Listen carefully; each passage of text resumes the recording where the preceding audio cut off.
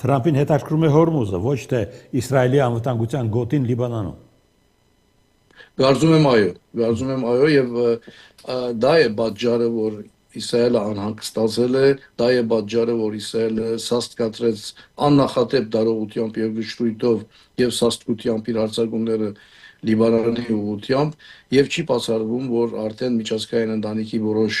անդամներ, բերություններ, որոնք ներգրավվել են այս տարածաշրջանային խնդիրներին, սկսել են ճնշում բանացնել Իսրայելի վրա, որ դադարեցնի իր հարձակումները Լիբանանի վրա եւ կարծում եմ նաեւ, որ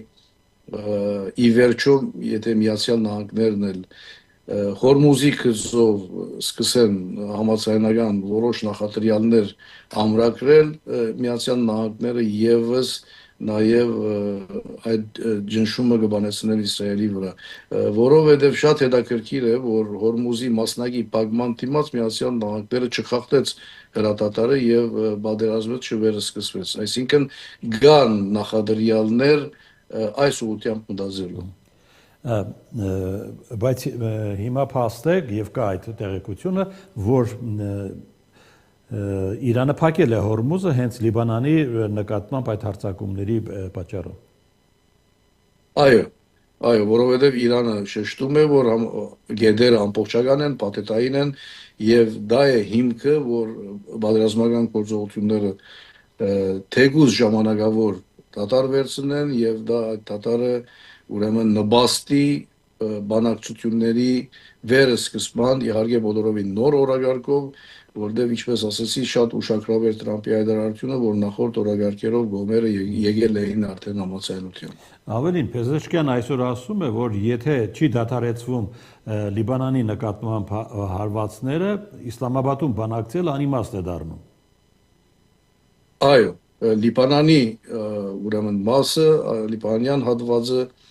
այս դարաշրջանային պատերազմի համար, Իրանի համար նախապայման է, ինչպես ուրեմն մյուս գեդերը, որոնք ուրեմն հիմք են ծառայել հրատատարի հաստատման։ Եվ Միացյալ Նահանգների հագաստեցությունը կարելի է ասել, որ առայժմ դեկլարատիվ են, որդեգրելով Թել Ավիվի որոշումը, բայց միաժամանակ նաև չխախտելով կայացած հրատատարը։ Սա շատ հետաքրքիր երևույթ է, որովհետև պատերազմը Լիբանանում շարունակվում է, Իրանը Հորմուզը վերստին փակել է, բայց Միացյալ Նահանգները շարունակում է բաբանել հրատատարի ռեժիմը, թեկուզ որոշակի լրատվություններ կային, որ մասնագի խախտումներ արձանագրվել են։ Այսինքն դու ինչ ես կարծում, Շահան, Իսլամաբադում սպասվող բանակցություններում վաղը լիբանանյան հանգուցալուծում կլինի, թե ոչ։ Չեմ կարող ասել, որ միանգամից հանգուցալուծում կլինի, բայց անպայման ի վերջո հանգեցնելու է սա նաև Լիբանան, Իսրայել երկխոսության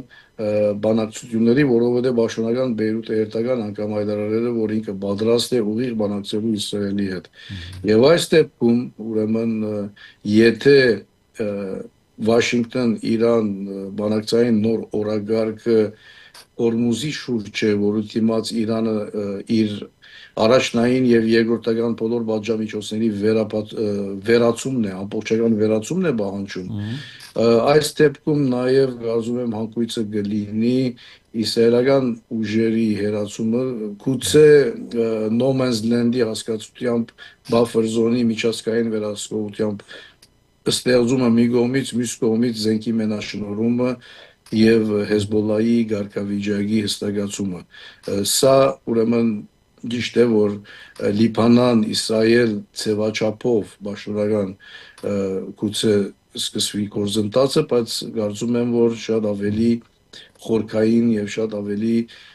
աշխարհակաղակական նշանակություն ունեցող խնդիր է եւ անպայման ներառված կլինի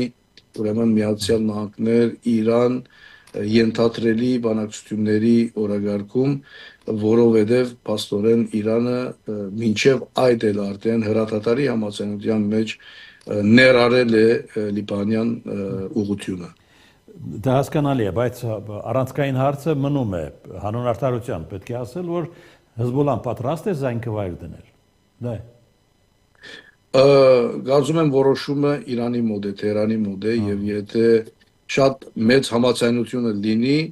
այդ դեպքում նաև Հեզբոլլահը կհետևի Թեհրանի թերատրանքներին։